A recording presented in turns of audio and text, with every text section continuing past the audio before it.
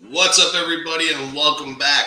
Before we get into tonight's FatMike Chicago Sports Show, I want to let you guys know that this specific show here tonight is brought to you by the Jonathan Darren Coldwell Banker Real Estate Group. John is absolutely amazing, and his team is even better. They're phenomenal. If you're looking to buy or sell a home, he's the guy that you guys got to go to. Make sure you contact him. He is the absolute best. Make sure you give these guys a call. In tonight's FatMike Chicago Sports Show, we are packed with Bears talk from beginning to end.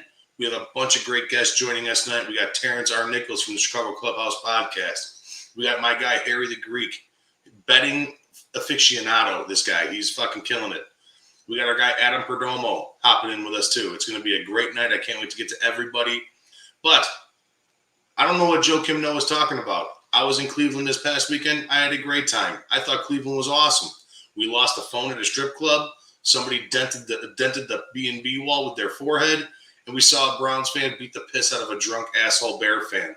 All right, so, I mean, hey, we got it here. I learned a new game. I learned a new dice game, which was a lot of fun. It was a great time. We're going to be talking about Matt Nagy. And did he sabotage Justin Fields in his very first start? We're going to be talking about the defense and the offensive lines. Also, we're going to be talking the PSA agreement that we just signed today, the Bears just signed in Arlington. Later, like I said, we got Terrence hopping on with us, Harry the Greek, a bunch of guys coming out with us. So make sure you guys stay tuned. And on that note, let's get this bad boy rolling. I'm ready to kick ass. And, here we go, guys. Let's get ready because it's going to be a lot of fun. All right? All right. So here we go. You are listening to 1252 Sports Entertainment. Parental discretion may be advised.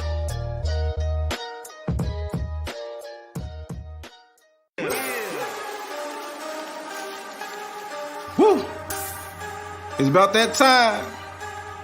FatMike, Chicago Sports. Yeah. Finally here. Shot City Sports is right here. Updates on news, get it here. No rumors, cause we keep it real. FatMike. Sit back, relax, sugar beer, one of them nights. Hey, this is Carmen DeFalco from ESPN Chicago, and you're listening to the FatMike Sports Show. Hey, this is Dave Richard from CBS Sports, and you're listening to the FatMike Chicago Sports Show. Hi, this is Jesse Rogers from the FatMike Chicago Sports Show. Hey everyone, I'm Scott Merkin, the longtime White Sox beat writer for MLB.com and proud graduate of the University of Michigan. You're listening to me on the FatMike Chicago Sports Show.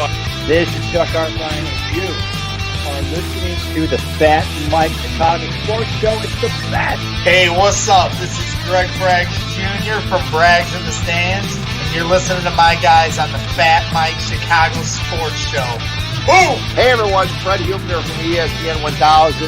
Great to be on the FatMike Chicago Sports Show. I'm Dan Zaborski, senior writer for Fangraphs, and you're listening to FatMike Chicago Sports Show. I'm JJ Stankovich from NBCSportsChicago.com and the Undercenter podcast, and you are listening to the FatMike Chicago Sports Show. Hey Sparkle, you know what I listen to? It's the FatMike Chicago Sports Show with my guy, Fat Mike. If you listen anywhere else, no jock. Listen to FatMike, the best.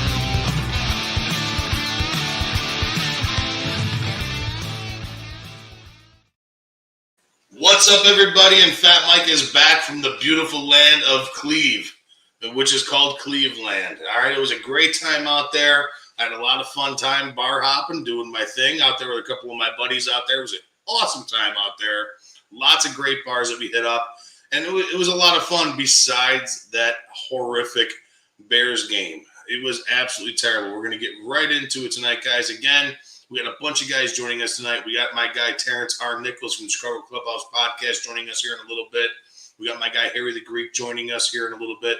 And I'm pumped. I'm ready to kick some ass tonight. I'm ready to talk some Bears. All right, the chat is live, so you guys chime in when you guys want to chime in. If you guys go to the YouTube page, it's easier for me to read your comments, so go to that. It's posted at the bottom of the page there. If you guys can do that, it'd be a lot easier for me to read your comments instead of doing all the Facebook stuff. But, yeah, I'm pumped, man. And I don't know where to begin tonight. Okay, I'm gonna start off with, let's say, the fucking Bears game was trash. All right, let's start off with that. I'm sitting there live in Cleveland, a million rows up, and I could tell that game was shit. All right, now that game was absolutely terrible. It seemed like Matt Nagy. It seemed like it was almost intentional, guys. It really did. Okay, it seemed like he didn't even plan for Justin Fields to even play in that game. He did not scheme for Justin Fields to be in that game. It was one of, if not the worst, Chicago Bears game I've ever witnessed in my entire life of watching football. Okay, in my entire life. I've been watching football religiously every single Sunday for over 15 years. And not only was that the worst Bears game I think I ever seen, but the worst football game in general that I think I've ever seen. Okay? There's a stat out there right now of 30 plays that Justin Fields dropped back. 21 of them were set with 5 blockers. What the fuck are you doing, Matt Nagy? What are you doing? Now, granted, I know that each one of those 9 sacks weren't all on Matt Nagy. All right, there were times there where I thought that Justin Fields held onto the ball maybe just a little bit too long. But Justin Fields is a rookie, for crying out loud. What do you expect from him? All right, you expect him to learn. You want him to learn, okay? And he's going to learn. And I'm sure he learned a lot from getting his dick stomped in the ground all over Cleveland on Sunday. I'm sure he learned a lot. All right, but that being said, you got to prep your young talent, the future of the Chicago Bears, the guy that you moved up for in the draft. All right, you got to prep him to succeed. You have to try to make plays to where he can succeed, at least a glimmer of hope. And on this past Sunday, there was no glimmer of hope, guys. I was there live, and there was no glimmer of hope. All right, I left that game feeling, I was like, I didn't know what to say. I didn't know what to think. I was completely and utterly flabbergasted on what I saw on Sunday. Every third down, it seemed like, they went out with 4 or 5 wide receivers with no running back as a blocker. I can honestly say I'm exaggerating a little bit, okay? I think maybe 3 times I saw a running back in the back to be the extra blocker. And he got fucking mowed over. Another thing that I noticed in this game is I thought Jadeveon Clowney was a fucking pud whack. I really did. I thought he was a complete and fucking pud. Everywhere he went, I thought it was highway robbery. Jadeveon Clowney is the perfect fit in Cleveland. You want to know why? Because he frees up Myles Garrett to do what Myles Garrett does best, and that's bull rush the fucking quarterback. Jadeveon Clowney, absolute fucking stud. I lost count in the first quarter. On how many fucking quarterback pass rushes he had. Quarterback pressures he had. I lost count. Because it was somewhere near 6. I was like, oh my God. I'm like, well, that's the 6th one making Justin Fields throw. Making Justin Fields uncomfortable. It was disgusting. It was absolutely disgusting.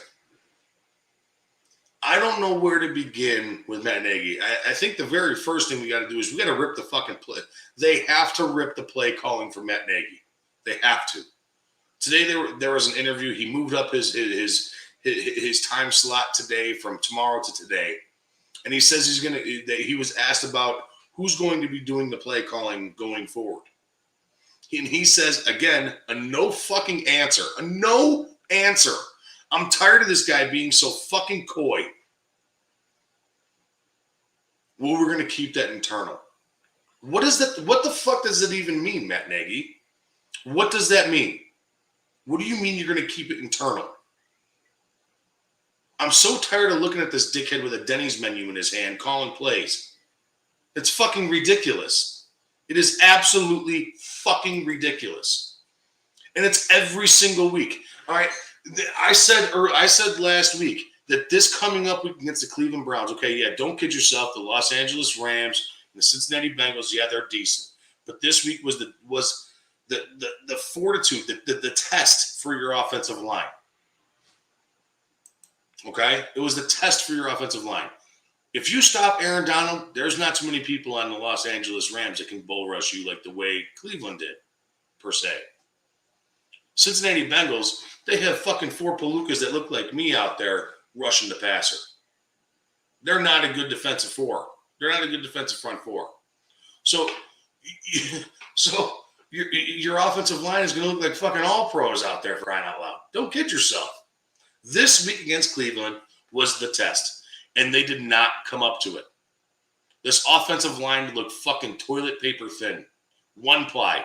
This offensive line looked like fucking 1 ply. And wait, guys, we have a pretty bitchin' schedule the next 8 weeks. It doesn't get any better. Detroit is our best bet for another fucking win over the next 7 weeks. And I'm going to go as far as to say this. I don't think they fucking beat Detroit. I really don't. Jared Goff is playing out of his mind right now on that shit squad. They're averaging a minimum of 17 points. They have 17 in 2 games and 33 in the other. The Bears, on the other hand, are averaging what? Fucking 6 points a game? 7 points a game? If that? Get the fuck out of here. I mean, Matt Nagy needs to be ripped from the play calling. Plain and simple. Plain and simple. But there were some high notes when I left on Sunday. And it was hard for me to find those high notes, guys. It really, holy fuck, was it hard for me to find those high notes. It really was. Robert Quinn showed up again. Thank God. Finally. Getting to the quarterback. That was nice. Khalil Mack showed up, and then, I don't know, he pulled a fucking pussy lip in the second quarter, was out the remainder, didn't come back until the third. Those were high notes. Eddie Jackson still, on the other hand, that fucking guy couldn't tackle a dummy. Terrible. Fucking Eddie Jackson he is the most overpaid, overrated, fucking garbage ass player in all of football. He's terrible. That guy couldn't hit fucking water if he fell out of a boat. Plain and simple. And I'm so tired of everybody being like, oh, well, that's not his game. He's a ball hawk. Fuck you, he's a ball hawk. Get that shit out of my face. When was the last time that fucking asshole had an interception? When was the last time he made a play? And this is no bullshit. If you go back in that third quarter, late in the third quarter, Nick Chubb takes a handoff late in the third quarter, and Alex Ogletree saved his life, guys. Saved his life. Eddie Jackson fucking stood there like this. Alex Ogletree rips Nick Chubb down from the back of the hips. And Nick Chubb's plan, I saw it from 195 fucking rows up. Nick Chubb's plan was not to go around or juke out or anything. He was going to go through. Eddie Jackson. Make him look like fucking Tom from Tom and Jerry on the staircase. That's what he was going to make him look like. Eddie Jackson is fucking trash, and we got to get rid of this guy. I don't know what you can do, but you got to do something, because I think everybody now knows in the league that this dude fucking blows. I really mean it. And then today they come out with this Arlington Heights news. And I know that it's been said before that all this Arlington Heights news was going to be solidified by the end of September here and what was going on, and that's when Arlington was going to make the name on who's the highest bidder and who they're going to take. But it just seems kind of fishy that after such a shit week in Cleveland here, that news breaks today. If I was the Chicago Bears, if the Chicago Bears had any fucking stones, if they had any balls whatsoever, they would have fired Matt Nagy and Ryan Pace on Sunday. A half an hour after the game. Get rid of these fucking guys. But I know that's not going to happen. I know it's not. It just doesn't happen here in Chicago. The Chicago Bears have never fired a coach in the season. In season. They've never fired a coach in season. But I wish they would, because our expectations as Chicago Bears fans going into this year were low. Why do you have – it's at this point, after that Sunday's game, it's like beating a dead horse. It really was. I sat there. I was pumped up. I thought the Bears were going to cover. I really thought the Bears were going to cover. But what a fucking asshole I am. Good Lord. What the fuck was I thinking? Bears cover in Cleveland. What an asshole. This guy, an asshole. I've been called much worse than far more important people, but I very rarely call myself an asshole. I'm going to bring on a couple guys with me here. My guy, Terrence Nichols from the Chicago Clubhouse podcast. Terrence, what's going on, my man? How we doing? What's happening, dog? How we doing? I'm all good, man. I'm still kind of pissed off a little bit, though. You were talking about Eddie Jackson. Yeah, he's trash, man. Oh, he's fucking terrible. Ever since he got paid, he was like, fuck it, I'm not doing anything else. Ugh. And he has. He doesn't tackle. He doesn't do anything. He tackled the sideline judge better than he did his man. I can't even talk. He's terrible, Terrence. He's terrible. Not only that, not only you, Terrence, but we got my guy Harry the Greek coming out with us as well. Harry the Greek, the fucking betting aficionado. You want to lay a bet, Terrence is the guy you got to go with. What's up? Southside guy here, Harry the Greek. Fucking awesome at what he does. Love Chicago. We're bringing him on here with us as well. Well, we also got my guy. Not only am I a Southside guy, but I'm really far south. Down here in the Tampa, St. Pete area is where I'm living now. God damn, yeah, that's definitely south. But brother, south. But brother, let me tell you something. It's going to be nothing like it when you guys get to talk to me and it's like 30 below, and I'll be sitting out in my backyard, hanging out right by the pool, going, If hey, it's guys, 30 below out here, I'm going to be outside in my swim trunks, shirtless, hanging out in my flip-flops. I'm a fat guy. Only you, brother. Trust me, only you. Why do you guys keep looking at this team half full? I understand it was a complete dumpster fire, but really? This team's really. Listen, we all knew going into it was a bad team. Before we continue with this conversation, I want to bring our another guy that I've come acquainted with over the past couple of months is our guy Adam Perdomo. What's going on, guys? What's going on, brother? How we doing? What's up, Terrence? What's going on, Harry? How you feel? And Terrence, you ready? My boy Adam lives about 3 miles from me. Yeah. Oh, wow. Yeah, man, I got rid of that jersey, man. I had to. My guy Christian says, nice to see Terrence losing his Eddie Jackson jersy. I'm telling you, man. Away. So, guys, I want to ask you, I want to go around the horn here. I'm going to zoom in on you guys all across the board. For the exception of Adam here, Harry, I know you're a diehard Chicago fan. Terrence, I know you're a diehard. You bleed it fucking orange and blue just like me, man. What do we do to fix this Chicago Bears team? Because I'm at a loss right now. The only thing that I have in my mind, the only thing that I have crypted up in my head is that you have to rip fucking Matt Nagy has to give up play calling, right? I mean, that's the only thing I got. So let's start it off. Harry, I'm going to start you off first. Is that cool? Oh yeah, absolutely. Here we go, man. Gotta be loving it. How do you fix the Chicago Bear team? I'm going to tell you how you fix it. You put a little Greek suave in it, okay? Seriously, this is what we do. Some tzatziki sauce. You throw some tzatziki sauce in you there. pour a little tzatziki sauce and a little bit of feta cheese. And if you got a little cut, grab the Windex, spray it on it, and everything feels better. Look, guys. Come on, guys. Seriously. What we watched last week was absolutely horrible. You got Jason Peters on the left tackle side. He's arguably your third-string tackle. But you know what? Shame on the play calling. Shame on what Matt Nagy did. That was absolutely disastrous how he handled that offense for Justin Fields. I'm going to tell you something. If he has one more week like that, forget about him getting fired. You will have ruined another quarterback, period. You will have. Because up here, it does something to the psyche of him, okay? The same way he ruined it with Mitch Trubisky. Chicago developed a quarterback in Mitch Trubisky and didn't even know it, okay? We're not even going to go there. You asked the question, how do you fix it? Very easy.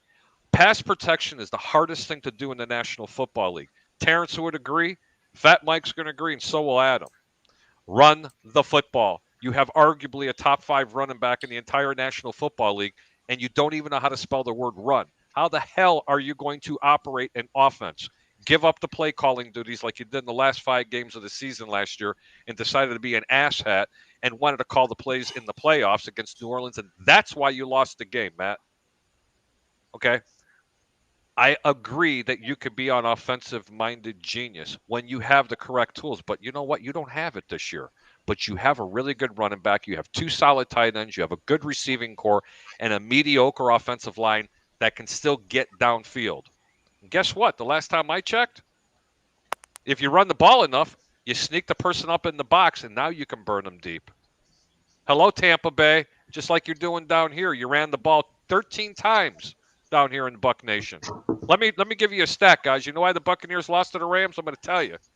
Because they ran the ball 13 times, and Tom Brady was 3 of them and led the team in rushing. Tampa Bay Buccaneers rushed the ball 18% of the times on first down last year. They're running it even less this year. Matt Nagy's right up on their heels. But last time I checked, the Chicago Bears didn't have Tom Brady under center, didn't have Mike Evans and Godwin, or Rob Gronkowski. That's how you fix the Chicago Bears, guy. Develop a running game, because the defense didn't play bad. Nobody can sit here. You guys can talk all the smack you want about Eddie Jackson. There's only so much that a defense is going to be able to sustain after 3 and out, 3 and out, 3 and out, 3 and out, 3 and out. Eddie Jackson's got to clean up a lot of things, but that front 7 played really well. 8 sacks, guys. The front 7, that's it. The front 7 played well, and let's give a little bit of love to Jalen Johnson, that one corner. The other two corners are playing. Hey, look, man, the slot corner, your nickel corner, and the other corner. Okay, I'm sorry, they are not experienced enough. They will get better, but you want to make good corners, get to the quarterback. That's how you get to the corners. But you ain't going to do it all game long unless you're getting. You're getting some. The offense has to move the ball. Okay, stop throwing the ball 50 times a game. Let's start running the football, and let's keep it close to the vest. Because let me tell you something. Cleveland took the lead at halftime, okay? Let's think about that halftime. The offense was putrid. No change of game plan. Look, I'm done with the rant. I'm really sorry. I talked way too much, but that's how I fixed this team.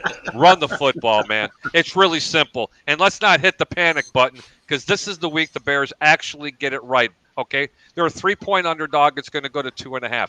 Bet the game. It's going to be one of my top picks of the week. Not because I'm a homer, because of what I see. All right, Terrence, same question to you, man. What do the Bears got to do here? I'm going to bring you up solo. Let us know. What do you think? What do the Bears got to do to turn this ship right? Well, what do you do to fix the Bears? Blow this motherfucker up. That's what you do. After this season, get rid of a lot of people that are like on the north side of 30. Get rid of their asses. Build around your young core. You got the workhorse, David Montgomery, that my man was just talking about. Give him the fucking ball, man. Run that shit. Right. Then you got Fields. Then you got Mooney. Then you have pieces to build around on your offense. Uh-huh. But Jason Peters, send that motherfucker back fishing. Did you see him the other day? He was atrocious. Oh my God, man. Myles Garrett was eating his fat ass for lunch. You gotta let him go back fishing, man. Hold on. I got one thing to say. Can you bring me back up real quick? Yes, sir. Yes, sir. Okay. I brought this up on another podcast that I've been doing for the past year. And we were talking about left tackles around the National Football League. You're absolutely correct, but I can tell you some good things that Jason Peters has done. When I was watching the coach's tape, he had 5 blocks in that game where he pancaked the DNs. The problem with it is there's only a handful. The guy's 39 years old. Let's cut him a little bit of a break. He's not a starting left tackle. He's supposed to be serviceable to come in case of an emergency. Well, they drafted the wrong left tackle because he's the one that was injured. Then the late round draft pick, he hasn't been able to play. Now you're stuck with a Jason Peters. But you know what? How about calling some max protection up in there? How about getting a tight end to come in there and help the left tackle after the third sack from the defense? How about calling up a fullback? Oh, wait a minute. They don't have a fullback, but they got 8 friggin' tight ends on this team. Right. Why don't they use our fullback? I understand that, but this is the point I'm trying to make. There are only 1, maybe 2 left tackles in the entire National Football League that can line up against Myles Garrett or a Khalil Mack or a Robert Quinn when he's on or any other premier DN that can block somebody an entire game one-on-one, and even they struggle. Find 1 left tackle in today's game. I implore anybody that can man up a D tackle or a left defensive end. on any given chance without having some help. Not one chip Harry, block, I get not what you're saying. not one I get blocker. what you're saying. The big eaters are going to eat. I understand that. Khalil Mack, Aaron Donald, those guys are going to eat any game. All right, and I said this before the show even started. I thought Jadeveon Clowney was the biggest buster in the NFL. I really did. I thought that dude was just robbing teams of fucking contracts. No, the man can play. But I tell you what, I'll tell you this. What Jadeveon Clowney showed me on Sunday in Cleveland was something that I have never seen before in my entire life, and it's what the Bears are trying to mimic right now with Robert Quinn on one side and Khalil Mack on the other. One eats two blockers, the other one gets to the quarterback, plain and simple. That's absolutely correct. Jadeveon Clowney was a fucking man amongst children on the field the other day on Sunday. I'm sorry, He man. was They ran 60% of the plays with a 5 wide receiver set. Yeah, okay, yeah. This isn't Tom Brady with Godwin and Mike Evans, guys. You can't run a 5 wide receiver set with a rookie quarterback with no offensive line. You got to put in protection. You got to have 12. You want to do that? Run 12 personnel where you got 2 in the backfield with 2 tight ends. Sorry, that's just the way I see it. Matt Nagy needs to go. If you're running 12 personnel, it's too many men on the field, Harry. Okay, but it's the 12 personnel is what you're running. You're going to run 2 tight ends in the game. You know what I'm talking about. Our guy Ron Rupp now over here on the YouTube channel says you have to bring football-minded people into the organization. There are too many business people in this organization. I wholeheartedly agree. Ted Phillips, I hope he gets hit by a fucking bus. Matt Nagy, I hope he gets a disease that they have a cure for and don't figure it out. I really do. So y'all got me fired up, man. What's up with you guys? This is me every week on your fucking show, so I don't want to hear it. Oh you my guys God. are asking me about bear shit that drives me fucking nuts, and the ringleader of it is this guy right here. So It's the guy right here, Adam. He revved him up like a big block. How do the Bears fix this? Now, Adam, before I introduce Adam to everybody, he's a Giants fan, so he isn't much worse than us. All right, but above all, Adam is just like me. He reps his team to the hardest, but he loves football above all. So, Adam, I know that you're keeping tabs on what's going on across the football league. How do the Bears fix this bullshit situation that we got going on here? Well, like I talked to you earlier during the week, I think Ryan Pace and Dave Gettleman get together in the offseason and they find out how the hell they're going to fuck each other's teams, because it really is. There's no excuse for it. Okay, you're going against Detroit. They better blow this team out of the water. They better run the football against Detroit because Detroit's probably got one of the worst run defenses in the league. If Detroit's even competitive in this game, get rid of Nagy now. Do Bears fans a favor. Get rid of Nagy now. I'm telling you right now, get rid of him, and it's going to make it a lot better for the organization. You got next season to prepare, so that's how you fix it. Get rid of the guy that has the Denny's menu in front of him and does the play calling like you alluded to earlier. Because this guy really they stripped the play calling away from him, but little by little he tends to go back to the play call and be like, no, I think I want to get back to it.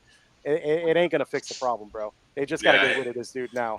It's super tough, and like I'm sitting here, like I said before, I'm sitting here thinking while I was watching that game, Harry, like you said too, it was 30 dropbacks.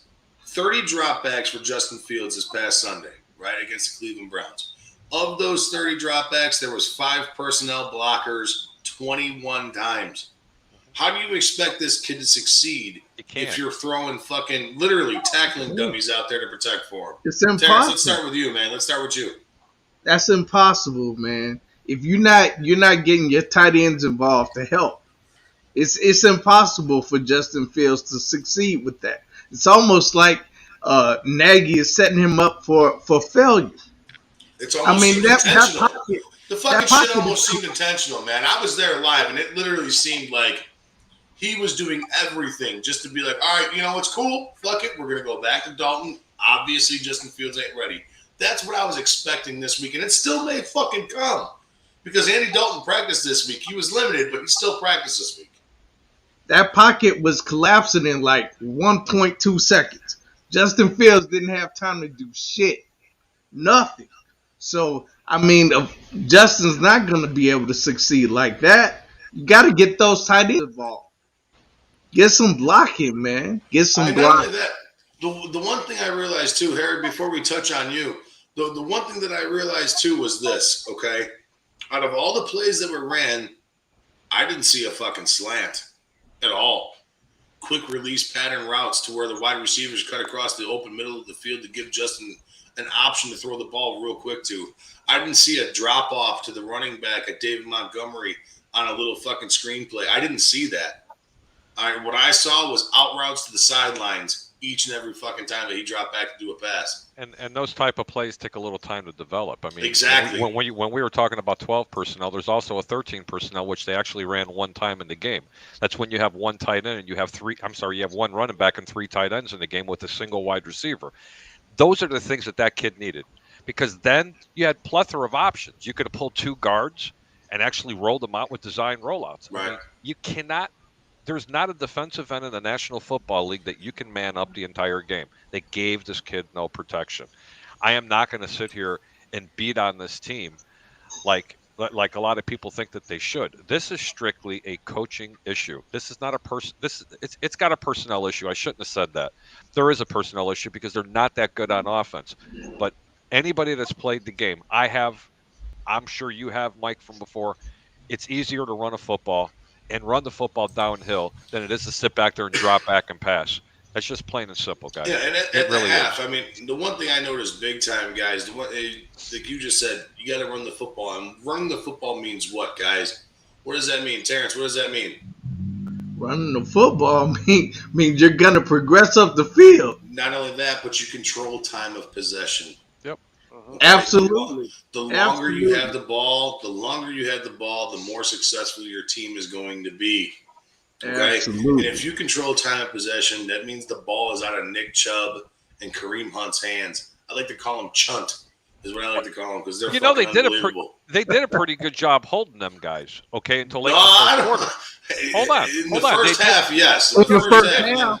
And then Kareem Hunt went the fuck off, and so did Nick Chubb. Because that defense started getting gassed, guys. Yes, okay. I know. And that's the other thing, too. With time of possession, that's the one thing that irritated me in 2019, okay, with Mitch. I was never a Mitch fan, guys. Never. I watched him in camp. I never liked him.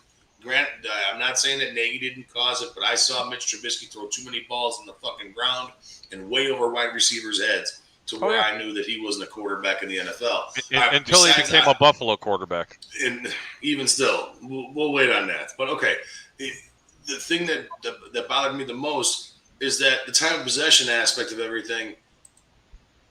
Listen, if your defense is on the fucking field all the time, they're going to be gassed. Yeah. All right, that's exactly what happened in 2019 with this Bears team. They were fucking gassed because Mitch Trubisky couldn't complete a third down conversion. All right, and that's exactly what happened. It was a joke. And our buddy Kurt Lang here brings up a very fucking awesome point, which I was just going to touch on. Montgomery ran the ball 3 times in the second half, and one was a direct snap out of the Wildcat play. Yep. What the fuck are you doing, Matt Nagy? What are you doing? Who the fuck do you think you are? That fat shit fucking Brian Kelly out of fucking Philadelphia? Are you kidding me? What the fuck are you doing? Why? Why would that even be a fucking forethought of you're going to run the Wildcat? This fucking guy is a joke. Matt Nagy, I'm telling you, I hope he gets a disease that there's a cure for and they don't fucking diagnose it the right way. I swear to God. I hope he gets the fucking plague. I really do. Fucking asshole. I hate that motherfucker. No. I'm tired of this, dude. I'm fucking tired of Matt Nagy calling plays. This fucking dude is a fucking joker. He's an absolute fucking joke. I'm tired of it. I'm tired of watching the same thing week in, week out of this fucking moron doing this. You want him to die, dog? Yes, really? Preferably. Here, I'm gonna order. Hey, I'm gonna take care. I'm gonna get you some Hong Kong Chinese food, okay? That's the menu. That's the fucking play sheet that he has. This guy couldn't call Pizza Hut, let alone a fucking NFL game. All right, Justin. We're gonna have a D5 and a D6, and watch out for the left tackle, okay? I'm telling you, he couldn't. On 3. Hey, and by the way, you can audible to some pork fried rice, okay? On 4. I'm gonna audible to some beef chow mein. And beef chow mains, just let fucking Justin Fields get smeared into the turf, and we'll turn him into. So, Mike, is it suffice to say honestly that you wish Matt Nagy well? Yes, yeah. I didn't say it this time, bro. I didn't. Fuck that guy, man. No. I I'm can't stand that motherfucker. I'm gonna be honest with you, man. And Harry touched it up, and you touched it up too, Mike. Is you got two talented running backs on that team? Yeah, Damian Williams, okay, and you got David Montgomery. And I don't want to hear about the midget running around, okay? What, the fucking guy who hasn't played? No, I don't want to hear about Tariq Cohen. Okay, I want to hear. I'm over Tariq. Thank you, Lord. No, that guy just took up time on that offense. But in order to, let me tell you something. Another thing, fantasy owners should be pissed off owning Allen Robinson right now because he's not being utilized. Because he can't be utilized because the Bears are not running the football. Exactly. So it's hard to utilize him when you can't get the fucking guy the ball. And he's a top 10 wide receiver in the league. I'm telling you right now. He is. The dude. But do we remember that the opportunity he had in Cincinnati to make a play, the ball was right in the breadbasket, and he dropped the fucker. Yep. Terrence, I agree with you, but can I ask you a question? Sure, you can. Honestly. He's just like a real solid running back. Okay, down here in Tampa, they have Leonard Fournette and they have Ronald Jones. You have David Montgomery up in Chicago. These type of running backs are 3-down backs. They don't really get their legs going unless you're feeding them the ball. Okay, right. It's the same thing with Allen Robinson. When he dropped that ball, if you remember, he was targeted quite a few times, but he's constantly running the same route, and he's going 100. Bro, he didn't really have all that enthusiasm. I remember the pass. He was just right there, and he dropped it. But I will tell you this, the ball was getting to him late. Thank you. It really was. That's the difference between Justin Fields and Andy Dalton. I love Justin Fields' upside, okay? But he's not as good as Andy Dalton right now. He's going to be. He's going to blow him out of the water. When Andy Dalton's up under center, let's go back to the Ram game. I was watching a guy that was dropping back, 1-2-3 throw, before the receivers were even in their break, and the ball was getting on them. I'm seeing a little bit late throws coming from Justin, but it's not fair to compare because that was a debacle what we watched with that pass rush. So we really don't know what we have right now with Justin Fields. All I'm saying is when teams beg you to run the football like the Rams did in week 1, why don't you do it? The Rams played a soft zone the entire game. They left the whole entire middle of the field open with 2 safeties over the top. They were playing 2 deep safeties. They knew Andy Dalton wasn't going to throw it. But he did. He threw it. They tried to keep everything in front of him. Andy Dalton didn't have a bad game in that game. He threw that one pick. That was right when they got him down in the red zone, and he pulled them out of the game in the first quarter. Remember the 40-yard run, and then Dalton completed the long pass, got him in there. Here comes Nagy. Let me pull my guy out. Let me put Justin Fields in for one play. He completes a little hitch route. Let me put Dalton back in, who's completely out of the game rhythm. That's the whole thing I'm saying. Just like a 3-down back. Right. You want the 3-down back to get 100 yards? You got to get them rolling. And this is what this team isn't doing. And that's my analysis of Allen Robinson because they're just not getting them going. And this is the game that they're going to do it too, Harry. Oh yeah, they're going to run the ball this week. You're saying they're inconsistent. Real quick, getting him the ball without question. Right.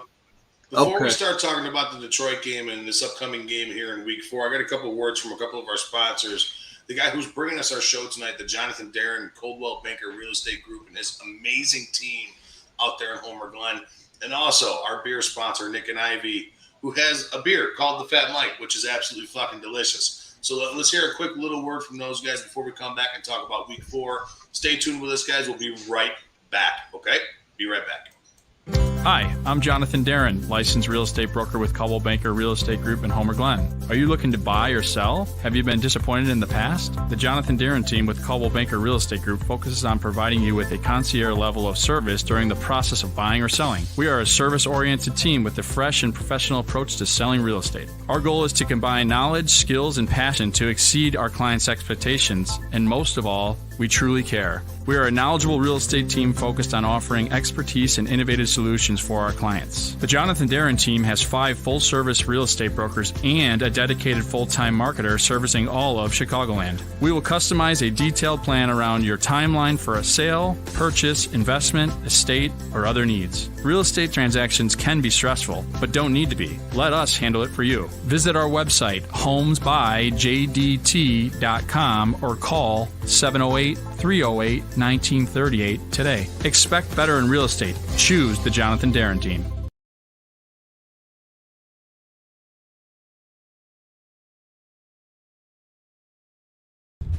Hello, this is Paul from Nick and Ivy Brewing Company. We are located at 1026 South State Street in historic downtown Lockport, Illinois. We are very excited to be partnering up with the FatMike Chicago Sports Show as well as the 1252 brand because we are one of the few Chicagoland breweries that embrace sports and sports culture. Come in for a fresh brewed beer made right here in Lockport while catching the game of your favorite team. Stay for the live music that we have booked every weekend. Or just come for a cozy atmosphere to enjoy a good conversation with a friend, loved one, or complete stranger. Nick and Ivy makes you feel right at home no matter what the occasion is. Follow us on Instagram and Facebook by searching for Nick and Ivy Brewing Company. Visit our website for our up-to-date tap list or to go shopping on our online store at nickivybrewing.com. That's Nikivy brewing.com. Come in today for fresh brewed beer born and raised in Lockport, Illinois. All right, what's up, everybody? And we're back. We are back, and I'm pumped, man, because like we were just talking about before we went on our quick little break. There is Week 4 here against the Detroit Lions, and this game, I'm not comfortable with this game. I'm not at all, though, especially the way Detroit has been scoring points against some big time teams here, guys. They got 17, 17, and 33. All right, they put teams on the edge with this offense that they got up there, and they're pretty much doing it with nobody. They got DeAndre Swift, they got another young little running back out there that they drafted this year. I'm spacing on the guy's name. Adam, you may know that. You're a big time fantasy guy. I didn't even get to watch him play. I know Jamal Williams. They got him in there. It's young tough. man. Yeah, it is. It's really tough up there right now. They are putting up points, even without Matt Stafford. All right, it's going to be a tough game. I'm gonna go to Adam first. Adam, we got the Bears Lions this week, man. Do the Bears pull this game out, or do they shit the bed? What's your take on this one?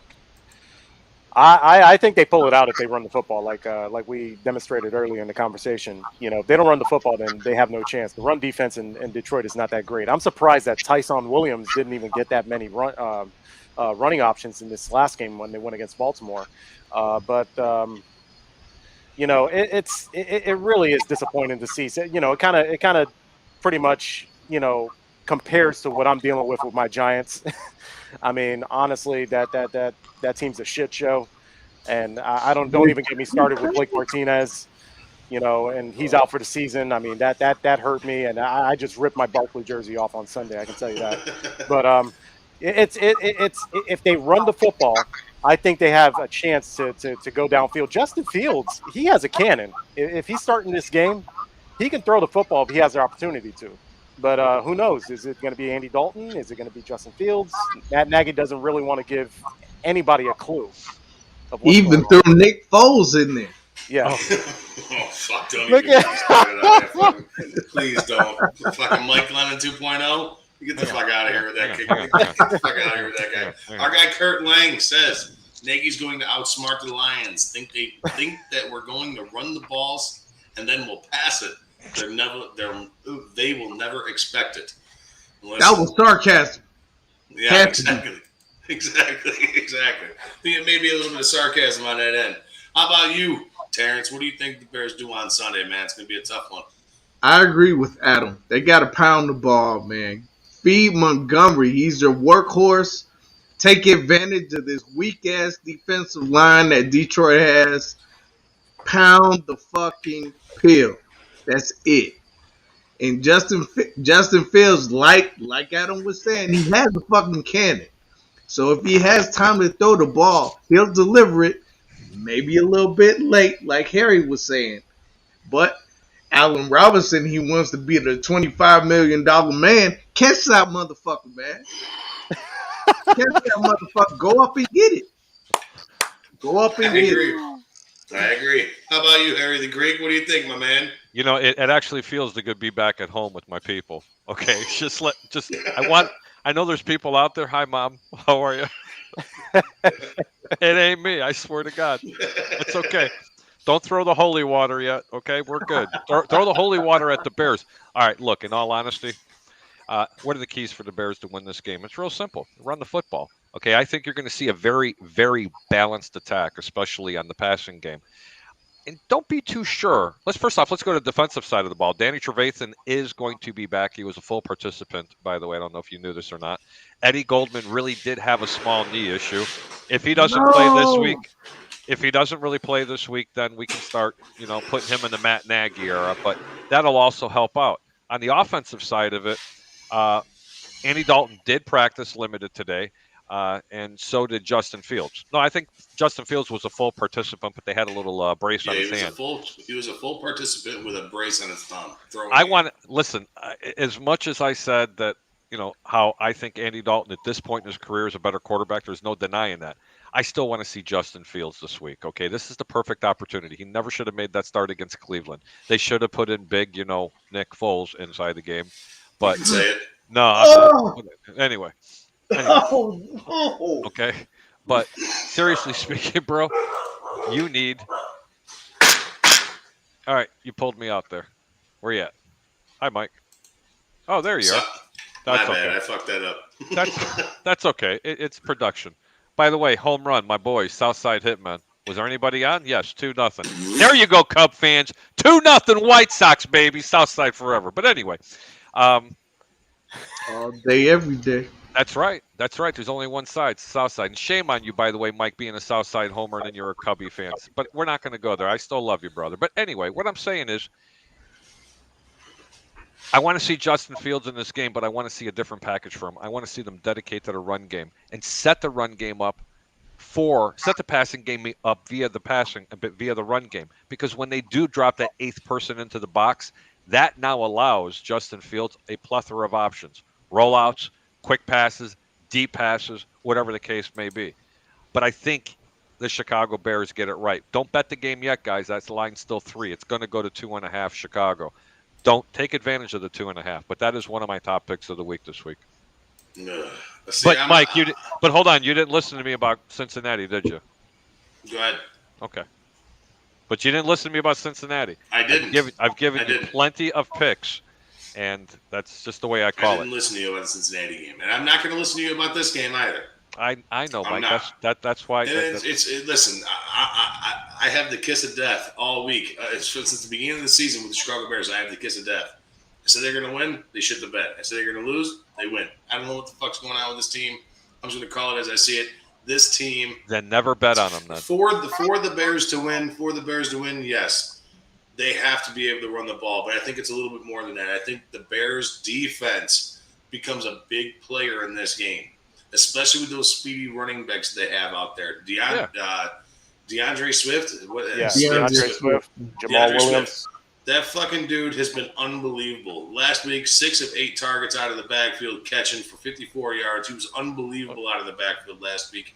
And he's dangerous out of the backfield. He's dangerous because he's from the SEC. He didn't play in the tiny pen, bro. He's dangerous because he's fast as shit. And I know. Outside of Roquan Smith, nobody else is going to tackle the fucking guy. Especially if he breaks the first line, gets to the second line, and it's Eddie Jackson sitting there. Oh no! Good night. Come on, man. Hold on. It's good night. You have mentioned now 3 SEC players. Okay, 2 of them from the University of Georgia. DeAndre Swift, if I'm not mistaken, and Roquan Smith. Don't worry. It's not easy to run on this defense, especially if you have Trevathan coming back and you have Eddie Goldman. You have those 2 coming in. They're not going to be very successful running the football. What is Trevathan going to do?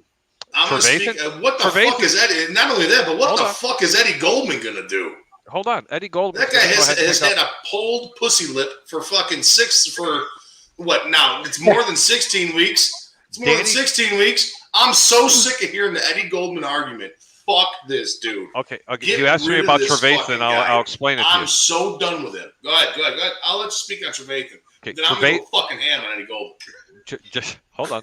Danny Trevathan is a good run. He sticks his nose into the backfield. He's good against the run. He suffers against the pass. Eddie Goldman is a 350-pound beast. He's still one of the premier tackles Eddie if Goldman he can actually stick his nose plays. in my ass is what he can do. Fuck that guy. He But sucks. still, that's gonna free up. Eddie Goldman is Chicago's version of Vita Vea from the Buccaneers. Get the fuck out of here. He's Vita their Vea version. at least plays. Vita Vea at least fucking plays. This fucking asshole Eddie Goldman sat out all year last year because he was afraid to get a fucking sniffle. All right, and then this year, oh, my knee hurts. Oh, my titty hurts. I just shitted on myself. Get the fuck out of here with Eddie Goldman. I'm tired of this fucking. I will join your bandwagon if he doesn't play this week. He's out of excuses. Okay, I've read in numerous reports he actually has a small knee injury. Okay. Yeah. Now, whether or not he doesn't want to play and they're covering it up, okay. My question is this: how the fuck does he have a small knee injury if he don't fucking practice or play? I don't know. How did he get the knee injury? Maybe he was playing tiddlywinks with Adam up above. I have no idea. You know how I think he got the knee injury? Tell me. Fucking blowing Adam Pace to fucking renew his contract. All right, to fucking keep him on this goddamn team. That's how he got this fucking knee injury. Because he spends all the fucking time sucking Ryan Pace's dick to where he can still fucking be on the roster. I'm tired of this fucking dude. Eddie Goldman is a pile of shit, and I don't give a fuck if they get rid of this guy tomorrow. I'm done. For those of you that are out there, none of these opinions are a very. No, you're goddamn right. They're my fucking opinions. I am so sick of Eddie Goldman. All right, I'm so done with this fucking dude. This dude has been fucking up the Bears system. It's been when Eddie Goldman comes back. Well, let me tell you guys something. Let me tell you something, Bears fans. He's not fucking coming back. You don't think he's going to play this week? And he's been completely ineffective for fucking more than 19 weeks now. You don't think he's going to play this week? I don't. When I saw the report today that he was out with that he was limited with a knee injury, there's no fucking way he's playing this. If he does, okay, let's see what he does. All right, and then I wish him well, man. This is your team. Wish him well. If he actually plays, I'm tired of wishing people well. I'm tired of wishing people well. I'm tired of fucking wishes and hopes. Listen, wish in one hand, shit in the other. See which one fills up faster. You're saying that Eddie Goldman is like the Scottie Pippen. I think Eddie Goldman's more like Albert Hainsworth. Explain that comparison. Because the fucking guy doesn't play. So Scottie Pippen. Yeah, Scottie Pippen sat out for half a season in one of the years because for an injury. So Michael Jordan was actually pretty pissed off because of that, because he didn't take care of it. Scottie Pippen was hurt though, for real. Yeah, he was. Here we go. Ron Rupp now bumped his knee, taking his skirt off. Exactly. Eddie Goldman, I don't think he hurt. I don't think he is either. I think he just doesn't want to play. But my question, if he's not hurt, okay, and now you have to make sense on this, okay? I understand they do a lot of bonehead things. Why does he have a roster spot? Why isn't the guy gone? I don't know. That's why I'm saying he has to be hurt. Okay, he has to be. There has to be something wrong with him because, you're taking away snaps and you're giving opportunities for people like Chris Tonga and the people that are sitting in, the off the 53 right now. I mean, there are people that they could be bringing That's up. exactly what I'm saying. That's why I compared him to Albert Hainsworth. That dude ain't hurt. That bullshit? He ain't hurt. Remember that bullshit in Washington? Does everybody remember that bullshit that Albert Hainsworth pulled in Washington? Yeah, absolutely. When he left Tennessee and he went to Washington, without question. He goes out there and the fucking team. The team was dog shit. The I'm going to call them by their politically correct name. The football team. Okay, they were terrible at the time. He didn't want to fucking play for him. Nobody wanted to play for the football team at that time. He got paid. All right? But he got paid, and as long as he stayed on like the banged up fucking roster, all right, he got paid. They didn't put him on the PUP list. They didn't put him on this or that or the other thing. He got paid. That's exactly what Eddie Goldman did. I'm going to look at like the glass is half full, and I'm going to say that the reports are correct. That's just my opinion. Hopefully he plays. I wish nothing but the best for this defense because the defense is still playing solid. I still think the secondary is salvageable. I really do. The offense has got major issues. I do have an issue with the with the offense, but not so much with the defense. I hope he proves me wrong, Harry. I really hope he proves me wrong, because at this point, I'm done with this fucking guy. I don't ever want to see this fucking guy suit up in a Bear uniform again. I really don't. I'm cool with number 95 that's in there now. What's his name? Something Tonga? It's Chris Tonga. Yeah, Tonga. Yeah, I'm okay with him. Plays really well. He played played really well. Nice game this past weekend against Cleveland. He looked real good. Besides the one dumbass penalty, but he looked really good. Yeah. So I'm cool with him. I'm over Eddie. And so, I mean, shit, Eddie can take Tariq with him. They both can go. I'm done with both of them. So, okay, we went over week 4 here. We went over the Detroit week 4. Let's go over the Arlington Heights situation here. Today, the Chicago Bears signed the signing agreement to buy over the racetrack up there in Arlington Heights. It's big news for our Chicago Bears. I personally love it. I want to get some other reach here. Let's start off with you, Terrence. How do you feel about that? The Bears moved to Arlington Heights. You okay with it? What's going on? I have mixed feelings about it because I'm a season ticket holder. And I'm on the south side. So that is a much longer way to Arlington Heights. But when I look at it from a different perspective, they need to go. I mean, shit, we got this little ass stadium here in Chicago. They could be making much more money in Arlington. So, shit, why not? And then there would be a hotel, there would be parking, casino. Shit, they need to do that. Ticket prices will probably go up, but fuck it, so what? Maybe they would get us some real goddamn players. Harry, how about you, my man? It's all about the gambling. You know, I'm an advocate for gambling. Everybody knows it. This is what I've been doing professionally for 30 plus years. This is what this entire move is about. Listen, guys, don't be fooled. It's not about the venue, the 10% more in capacity they're going to be able to hold in there, or the hotels and the fancy. This is all about bringing sports betting into your venue. So if you don't have a problem with bringing a sports book in the stadium where people can actually make wagers, you're going to get what you wish for. I, on the other hand, do not agree with sports betting in the facility. It needs to be handled in the casino or this thing called the telephone that you can make a wager from. This is strictly a monetary issue for the Chicago Bears organization, for them to bring in millions of more dollars, which they thought was not conducive for anything in the National Football League. But oh boy, how times have changed with DraftKings and FanDuel and everything else. People out there know that I have a very good friend in Pete Rose. He's not going to be in the Hall of Fame for betting on football. I'm betting on baseball. What's going to happen when a referee does one of these numbers? And that means, hey, I'm going to throw a penalty on this flag so they don't get a touchdown on it because there's a sports book in the venue.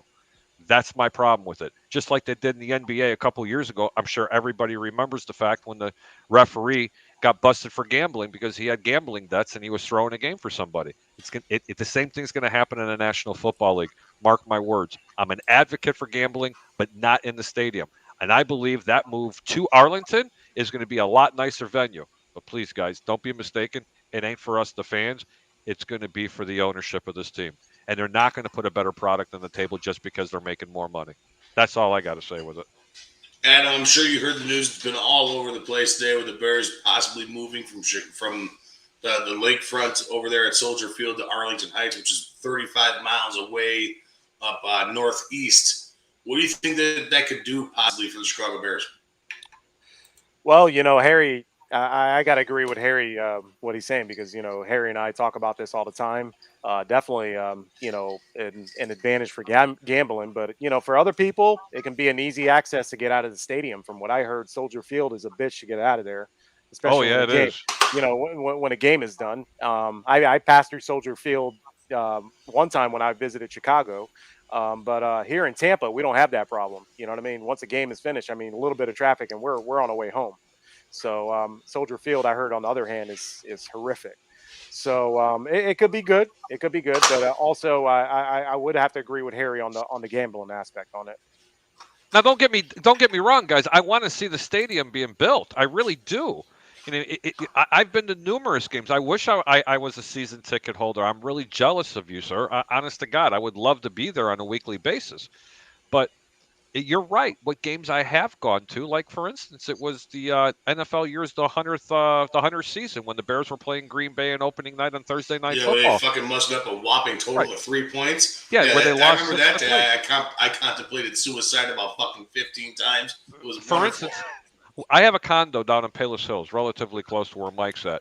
My wife wanted to stay in the north side over in a really nice hotel off of State Street, and I kid you not, in the early morning we went down the Buckingham Fountain, and that's where they were having all the festivities, and all the old players were there, and they were having a really good time, and we had a great time. I went back to the hotel to go get showered, put my Bears garb on. My wife and I left. 2.5 hours to game time. Are you ready that I didn't even get into the stadium? 3 miles, the north side to the stadium. I didn't get into the stadium until midway through the first quarter. Yeah, that's bullshit. And I took an Uber. Okay, I could have walked.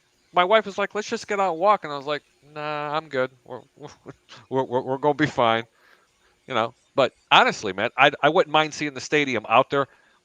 But they're not doing it for the right reasons. It's going to be a state-of-the-art facility when it happens, but trust me, this is to make this organization even more money, and I just don't think it's going to trickle down to the players. Terrence, how about you, my man? What was the question now?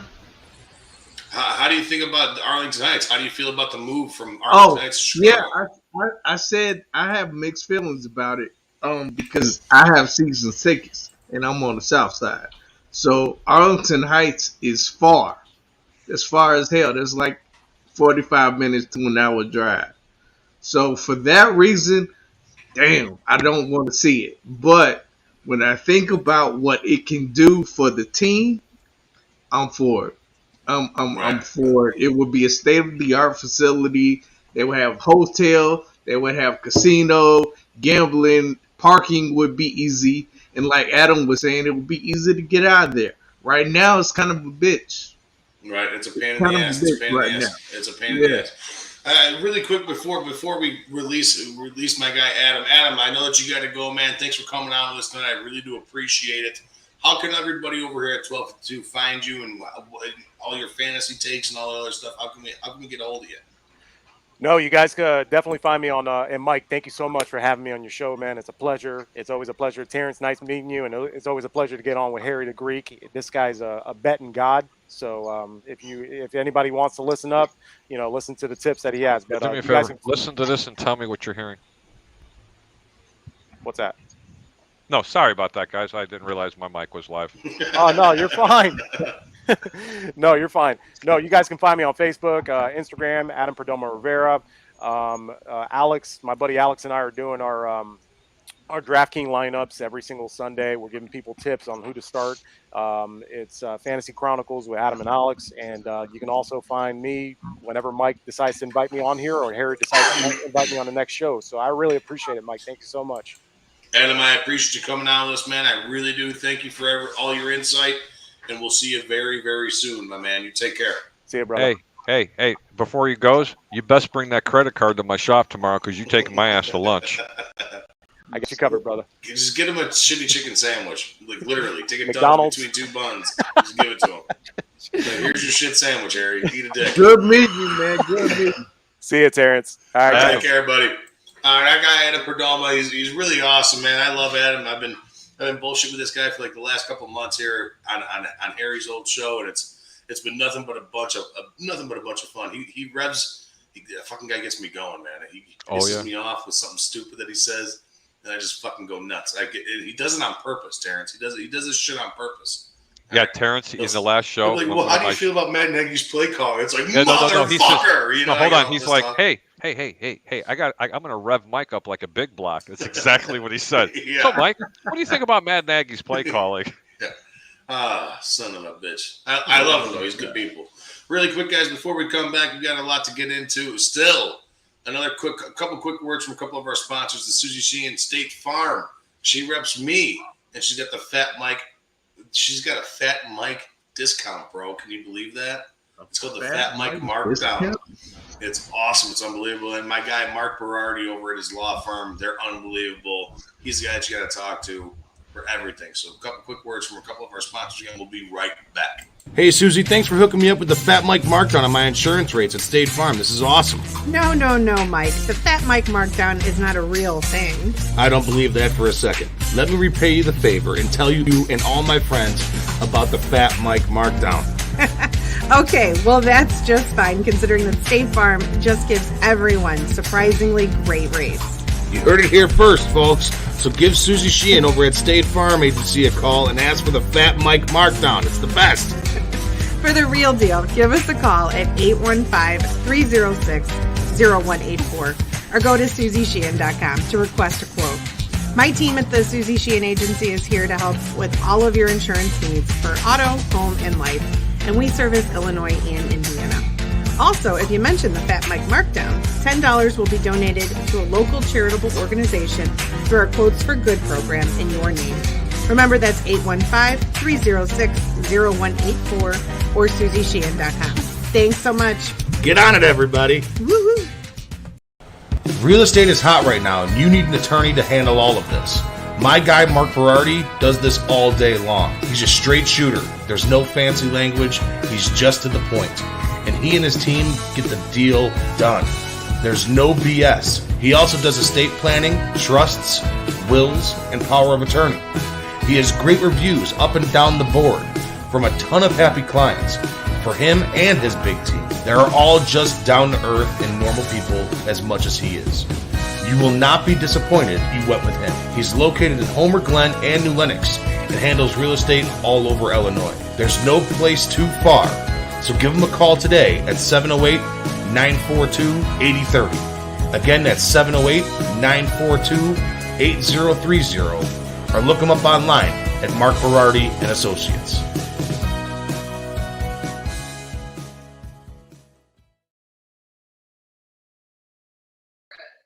All right, and we're back. We're back here really quick, and I know, Harry, you got to fly. Hey, It's hold on, Terrence. man. Hey, Terrence, what you eating, man? He's eating Captain Crunch. Man, I made some shrimp and grits. Oh, damn, Stop that it, sounds bro. good, man. For real. Yeah, shrimp and That grits. sounds real good. I thought Who you were made eating that? Captain Crunch. I was Man. like, fuck yeah. You got some shrimp and grits? I made it, man. The recipe I got in New Orleans. It's Yeah, got a I'm little, good. it got a little heat to it, don't it? Yeah. You're going to have to make that for us Of now, Terrence. course. You're going to have to hook Now, us up hold with on. that shit, man. Now, hold on. I know for a fact y'all ain't gonna tease me on one of these shows, and someone's gonna be pulling out a really nice beef sandwich dipped with jardinere Oh, yeah.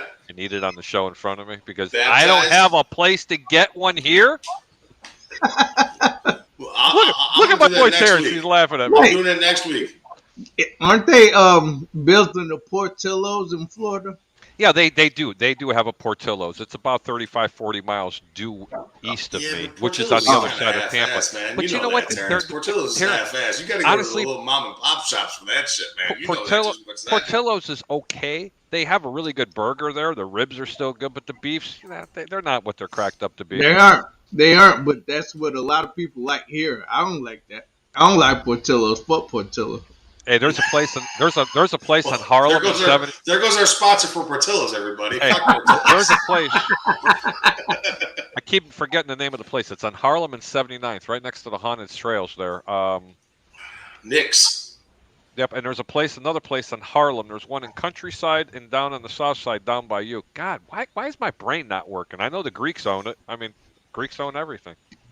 Mickey's? No, it's not no Mickey's. Stop. Mickey's is awesome, though. When did you hear of a Greek place called Mickey's? I don't know. Mickey the Greek? I'm sure it could happen somewhere, sometime. Who knows? All right, Hey, look Harry, at- I know that you got to look at bounce these out here big-ass quick, too, shrimp. my man. Those shrimp are good. That's a big-ass shrimp. Hold on. Let's zoom in on that. Don't eat it yet. Hold on. Let's zoom in on that. Good Man, Lord. how'd you do that? What'd you These do? shrimp You give are that big thing as hell, HGH? That I made- shrimp's name is Jose Canseco.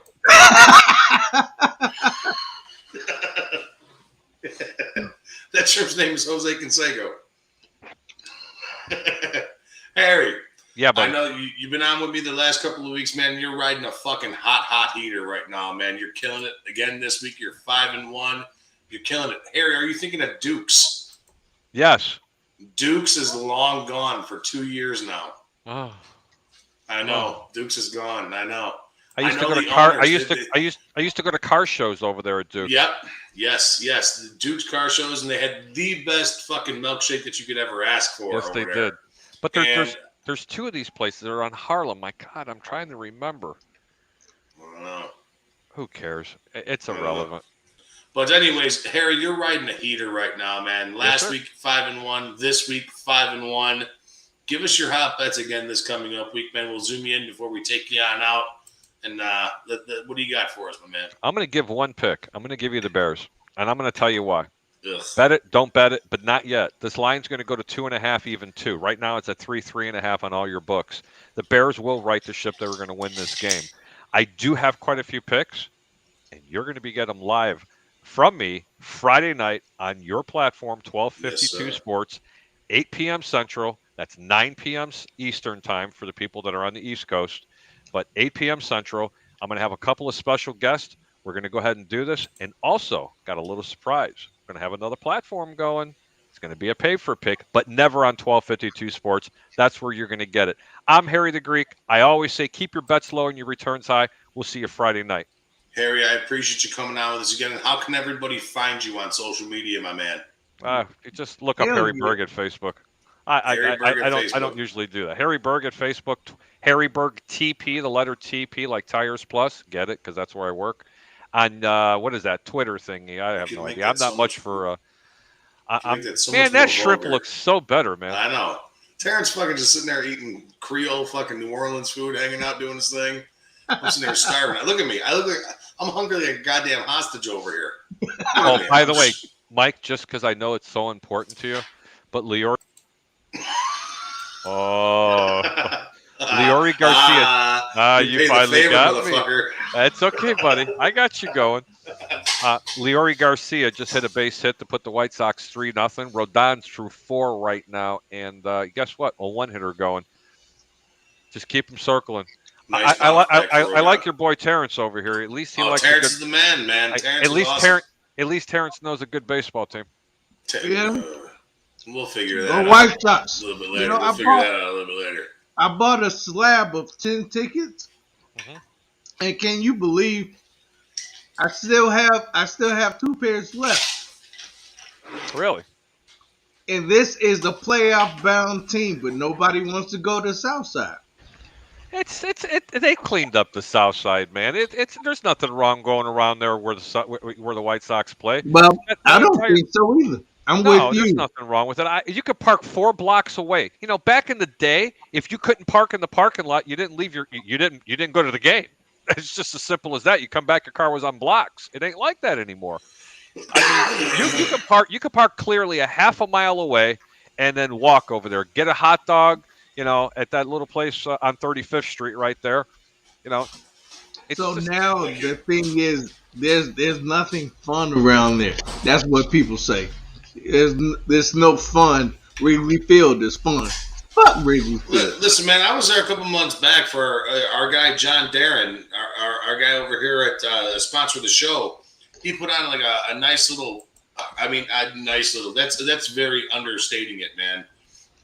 He put on this massive fucking party for every single one of his customers throughout the last couple of years, not just this past year, but years prior.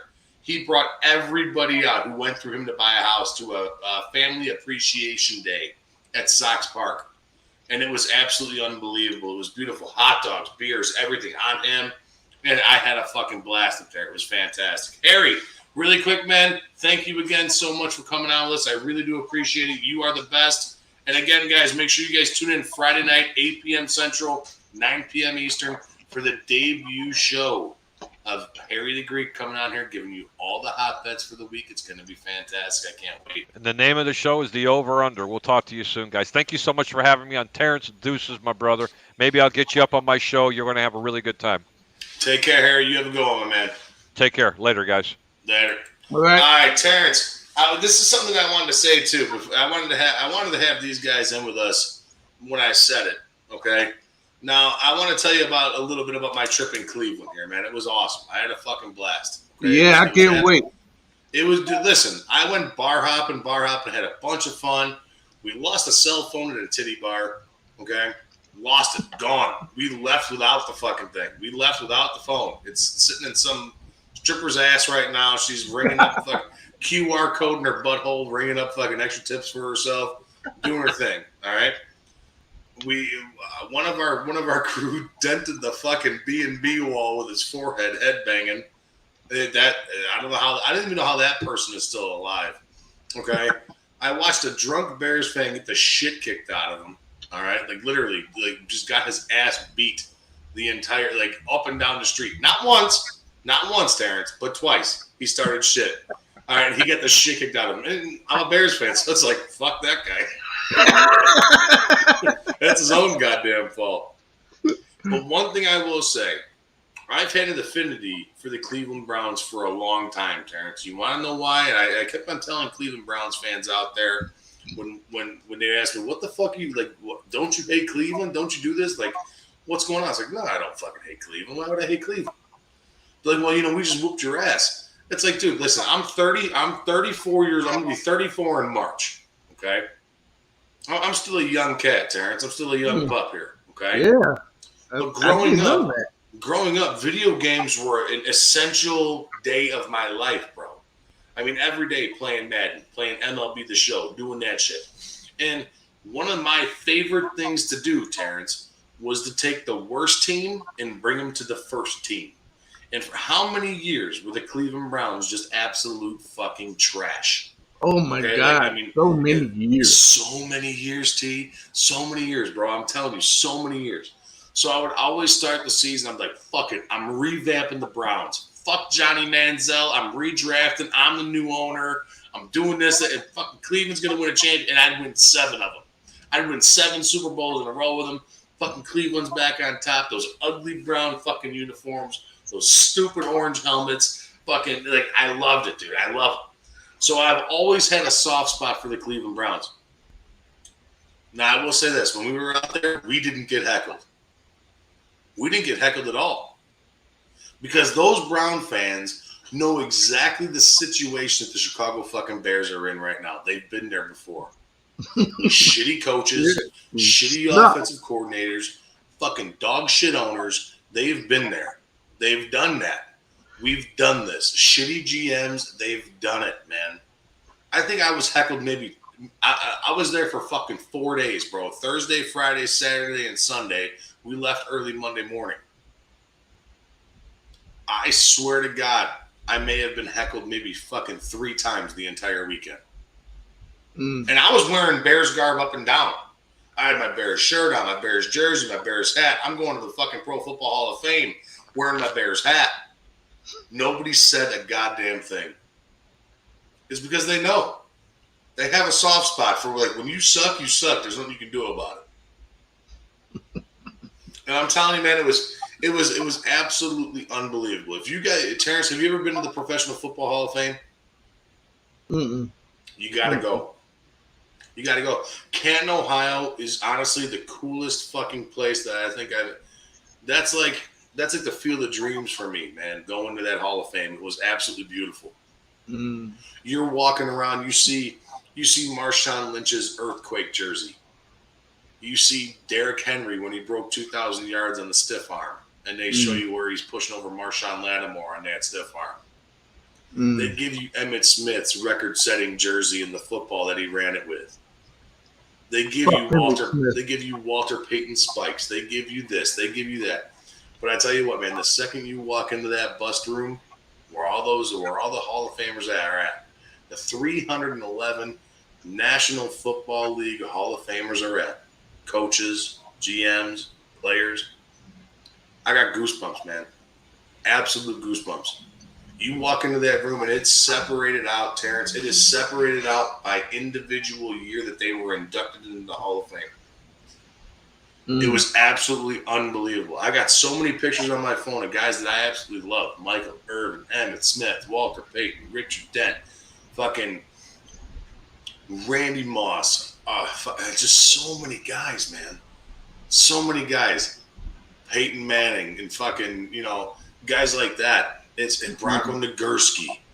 and Mike Ditka, and it's not even the Bears players. It's more just the NFL as a whole. Terry Bradshaw and fucking Tony Dungy and Jack Lambert and all these guys, dude. It gives you fucking goosebumps, right? That was unbelievable. It was fantastic, Terrence. It was one of the coolest things I've ever done in my life. But the two coolest things that I've seen there, right? No bullshit. They have this big wall, and I'm telling you, it's a fucking wall, bro.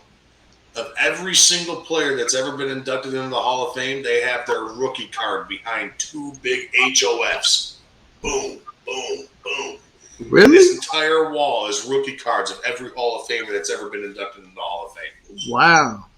That was fucking cool. And like you sit there, you watch it. You go up there, you look at it. It's like, that's unbelievable, right? Yeah. The other badass thing, every single Super Bowl ring from Super Bowl I to last year's Super Bowl was there and enshrined. Wow. And that is something to see.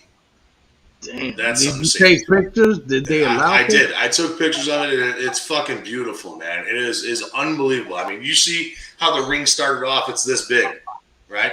It's maybe the size of a 50-cent piece, maybe the size of a quarter, okay? And then you compare the first one to last year's.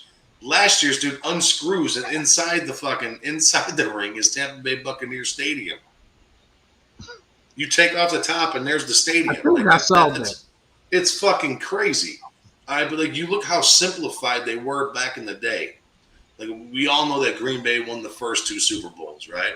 Right. So in Super Bowl I, their championship ring was one solid diamond center with just just bullshit behind it. Year two, it was two of them. Boom, boom. Right next to one another.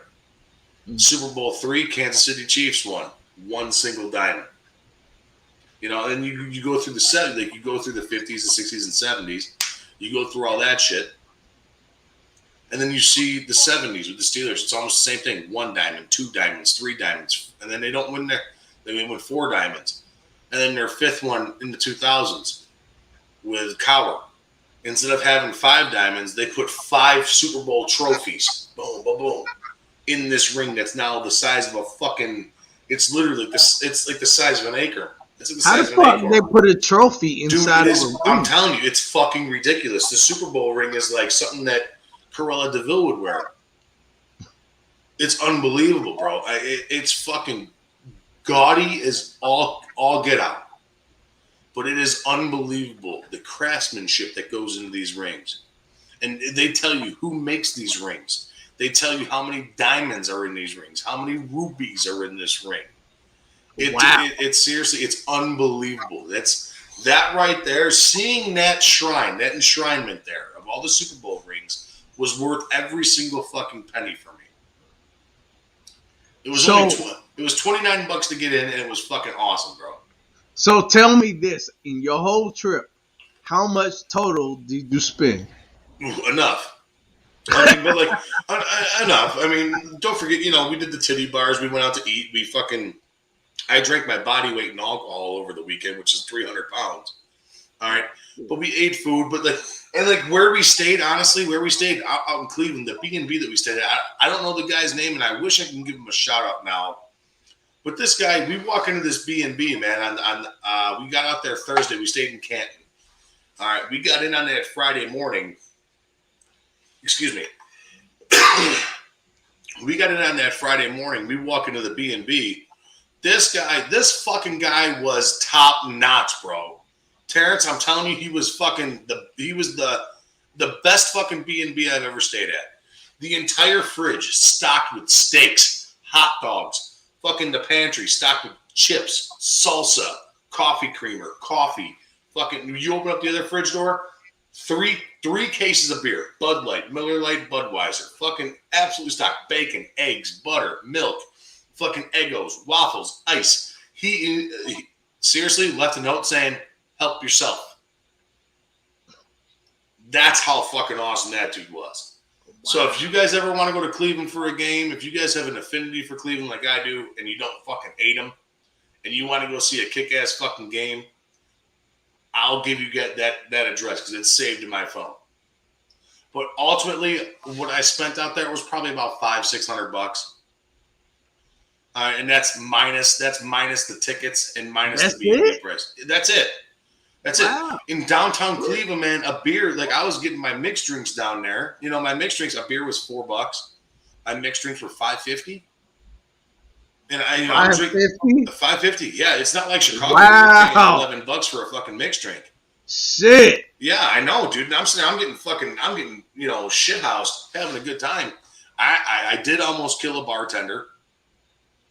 How the fuck did you do that? I did almost kill a bartender out there. That was bullshit. What'd you do? So we were doing the fucking, you owe me for an Uber, get me a beer instead. Get me a drink instead.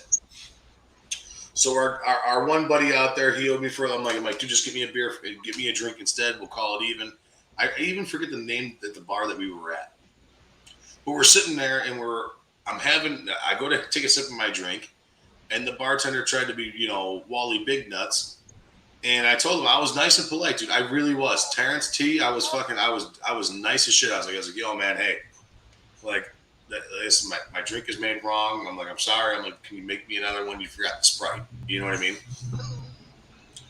You were picky about the $4 drink? Well, it was wrong. It was wrong. And like, if I'm going to pay for something, yeah, I'm going to bitch about it. If I pay for something, we also let the guy a $3 tip on one drink. So yeah, I'm gonna fucking bitch about it. You know what I mean? So I went up to the guy and I was nice. I was super cool about it. I was like, yo, man, I'm like, hey, this is wrong. I'm like, if you make me another drink, that'd be great. And I said it super polite, right? Well, two of his waitresses come on up to him, and he legitimately mumbles underneath his breath, and I watched every single word and heard every word that came out of his face. He's like, yeah, hold on a second. I got to make this fucking Chicago douchebag another drink. So you read his lips say all of that? Yeah, not only did I read his lips, but I heard him as well. You heard him say that? I was maybe or you 10 feet away from him. Heard him say that? No, I wasn't drunk at that point because I only had one beer at the game because I wasn't hiking back down those stairs and up those stairs to take a piss. So I had one beer at the game. I was sober going into that bar. All right. And he said all of that. That's it. He says, hold on a second. I got to make the Chicago fucking douchebag another drink. So, fine. Cool. Whatever, right? He makes me another drink, and I take both drinks with me instead of giving him the old drink that he fucked up on. And he's like, that's not how that's not how this works. He's like, you need to give me back my other drink. I'm like, since you called me a Chicago fucking douchebag, I think I'll keep this one. And I continue to walk away from him. That's when he put his hand on me and turned me around. Oh, and he's lazy. He tells me, I'll throw your ass out of this bar. I told him, point blank, straight to his face, I will fucking murder you where you stand. He got super red in the face. I took the drink. I pushed it into his chest. And I was like, here's your fucking drink. We stayed there another hour and 15 minutes after that. He didn't come up and serve me one more time the rest of the night. He kept on looking at me out of the corner of his eye, and he knew that if he came and fucked with me, I was going to smash my glass against the side of his head. I was not a happy camper. And then, I ended up telling the manager came up to me at the bar. Sweet, awesome little lady, man. Her name was Irene. She was super cool. Little black lady, sweet little lady. She said, I seen what happened. She said, I'm sorry about that. If you need another drink, just ask me. I was like, yeah, don't worry about it. I ordered one more drink. She didn't even charge me for it. Wow. It was like she's seen the entire thing, and she saw that I was super nice about it. And this guy's just, trying to be Willie Big Dick, fucking, trying to fucking flaunt his youth around. I will fucking kill you, bro. No, don't fuck with me. Wow. Yeah. Crazy. All in all, though, Terrence, no bullshit. I will go back to Cleveland. And I will go just to watch a Browns game. And I will rep the Browns. because it was so much fucking fun out there, man. It really was. Wait a minute, wait. You said you will rep the Browns Against another team that I fucking hate, I will rep the Browns. I will go on out, not for the Bears, not for the Bears. If the Bears are out there, of course I'm repping the fucking Bears. But I will go out there for a Browns game and rep the fucking Browns because that fucking stadium and those fans, man, those fans are fucking awesome, and they know exactly what it's like to be in a shithole like we are here in Chicago. They really do. They fucking feel for you, bro. Like I'm telling you, I had 4 fans in 5 days fucking rev me up, and that was it. Everybody else was like, dude, I'm sorry that you're going through this. Like, we know what it's like. We get it. We understand. It fucking sucks, blah, blah, blah. But I'm telling you, man, these guys were fucking awesome out there. I have nothing. I don't have one bad thing to say about Cleveland. Not one. Not one. The flats down there are awesome. They got these fucking little scooters that you fucking scan with a QR code. You're able to go all over the fucking city. Instead of taking an Uber and this, that, and the other thing, this fucking little scooter is $4. You scan a QR code, you're able to go up to like 10 miles on this fucking thing. But I'm just fucking driving around all over Cleveland. Dude, it was awesome, bro. It was cool. At some spots you die out because it's not in the grid. You know what I mean? But I mean, to go down in the flats down there and go bar to bar to bar to bar where they have fucking 15 bars, 2 titty bars, and 4 other bars. I mean, that's a fucking day. You know what I mean? That's a day in the Fat Mike life. You hit up both titty bars, you hit up all 8 bars, and you're fucking hammered, and you're broke. Oh, wow. But it was worth it, man. Terrence, I'm telling you, get on out there. Go to First Energy Field if you can. You can get tickets for super cheap. And the one thing I will say that sucked about that, and Greg, I wanted to tell you about this, too. We partied in the Muni lot, me and my 8 buddies, or me and my 7 buddies down there. We partied in the Muni lot.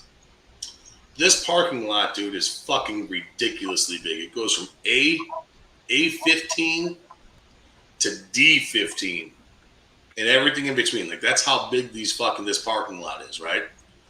Cleveland fucking does it right, Terrence. They do it right.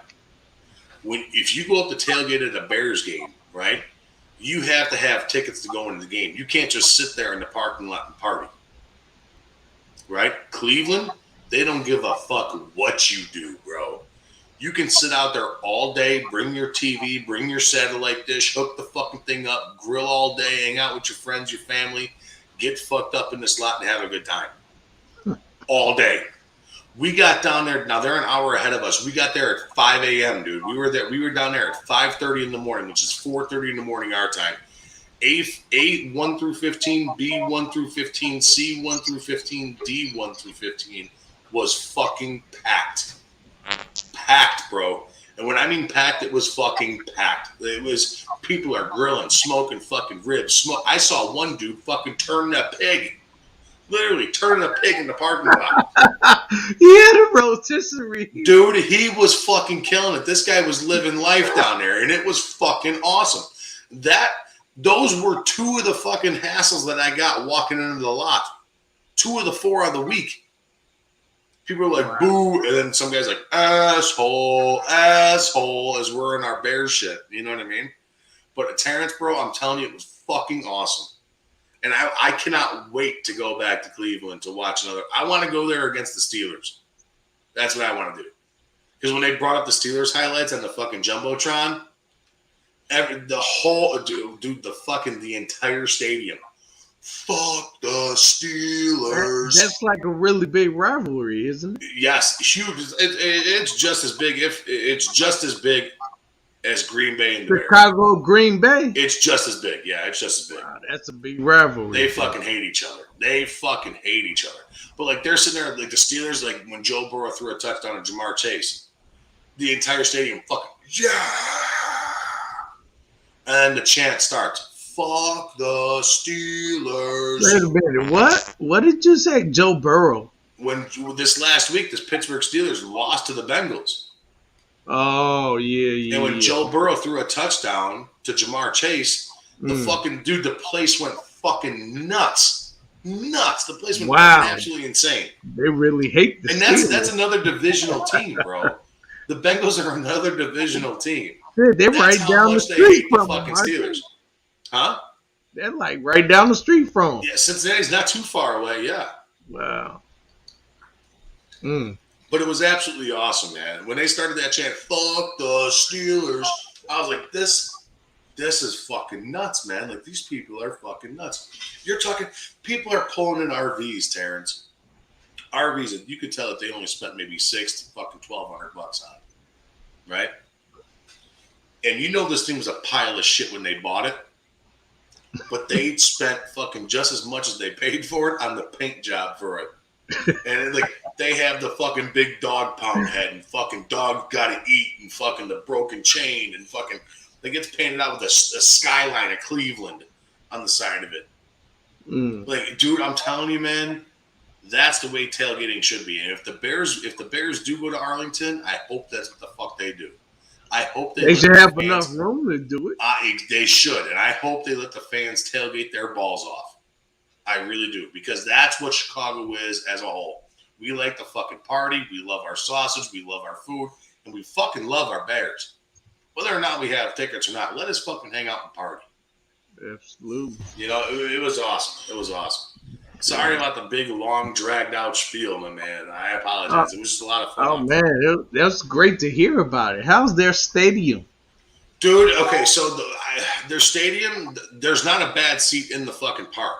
All right, like in the stadium in itself, when we got to our seats, even though I hiked up fucking Mount Everest to get to my seat, all right, it was still a great view. It was a beautiful view of the field. It was absolutely awesome.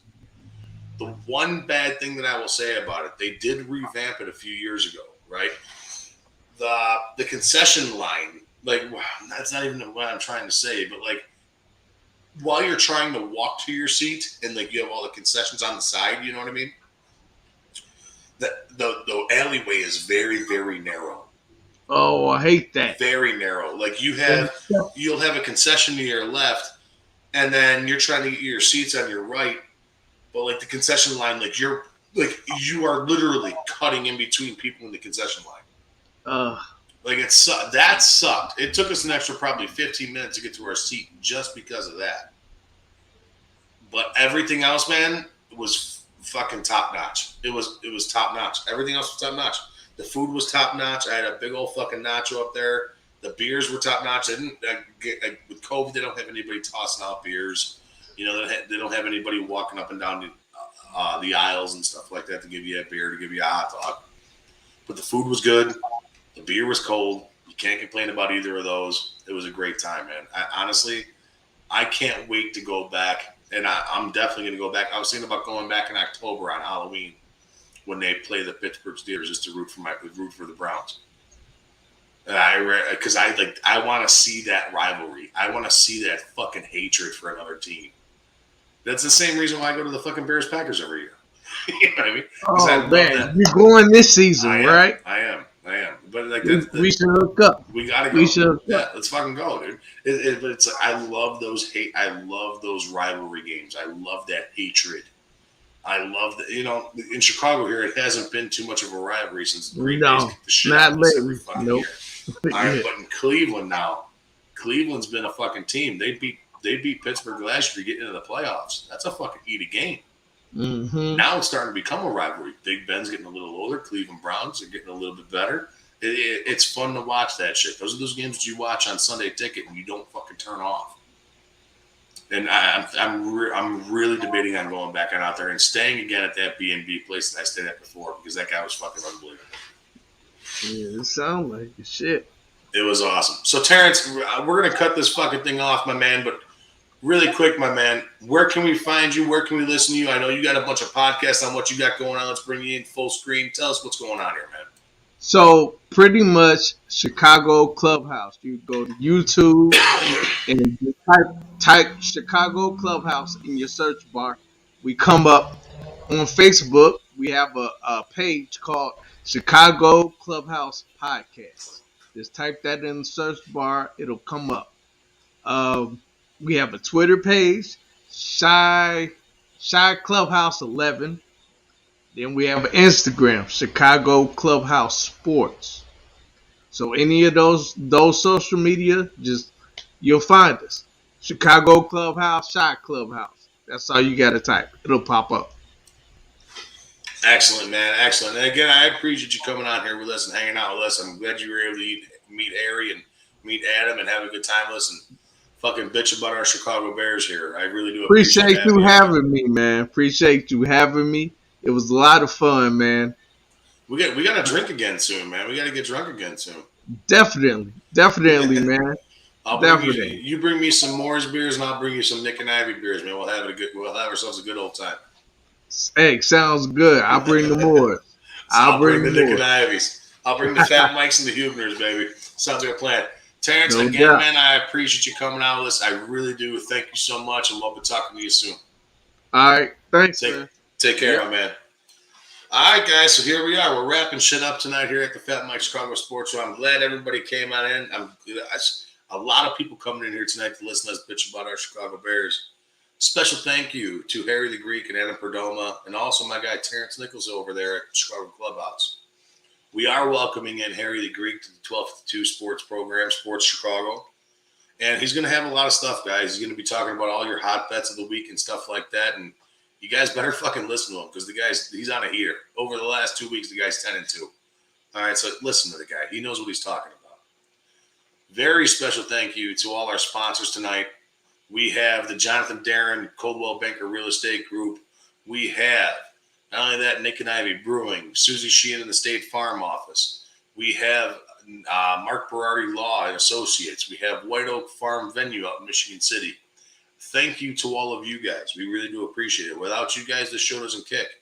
Not only that, but we also have the Cupcakery Bakery in Lockport. We also have the Dirty Sock out in Bridgeview here. All of you guys, this stuff does not happen without you guys, and I really do appreciate you guys being a sponsor of the Fat Mike Show and being a sponsor of 1252 Sports Chicago. You guys are amazing. Now, to all of you guys that joined us in the chat room tonight, all of you guys are fucking fantastic. I do this show for you guys. I love coming on here every Wednesday. I love talking shit to you guys, and I love being a fan because that's exactly what we are. We're fans. We are all fans. I'm just a super opinionated fan is what I am. That's all I am. I don't know what the fuck I'm talking about, but at least I know that there's other people out there feeling the same exact way that I feel about my local sports teams. And I'm glad that you guys join in and listen to me talk about my bullshit and how I feel about my local sports teams. You guys are awesome. You guys are fantastic. I will see you guys next week on next Wednesday at 7 o'clock. We got a big guest next week. Carmen DeFalco is going to come in here and join us next week. I can't wait for that. It's going to be a really fun time. But stay tuned this week, guys, because we got other good shows going on. Like I said, we got Harry the Greek coming up on Friday, 8 o'clock Central Standard Time. He's going to be doing his bet show. Fucking tune into that because it's going to be awesome. Sunday morning, we got our fantasy podcast show with Tyler DeMouse, Jeff Schwartz, Spaceball, and Andrew Tarbell. Make sure you tune into that. And after that, we got Alan Bratcher. Oh, Alan Bratcher's again tomorrow night, too. What am I doing? New shows, guys. They're throwing me all off. We got Alan Bratcher with our recap show of the week 3 NFL every single Thursday. He's going to be recapping everything. Make sure you tune into that. Harry the Greek on Friday. And then on Sunday, like I said, we got the fantasy show. We got the Bears Fans with a Brain pregame show Sunday, immediately after the fantasy show. And later on that night, we got the David Schuster show. And Monday night, we got Fred Huebner coming on with Hube's Views and Brews. So make sure you guys take care. I appreciate you guys. Thank you guys so much. We really do appreciate you guys. You guys are fucking awesome. We love you. Thank you so much, and we'll talk to you guys soon. Take care.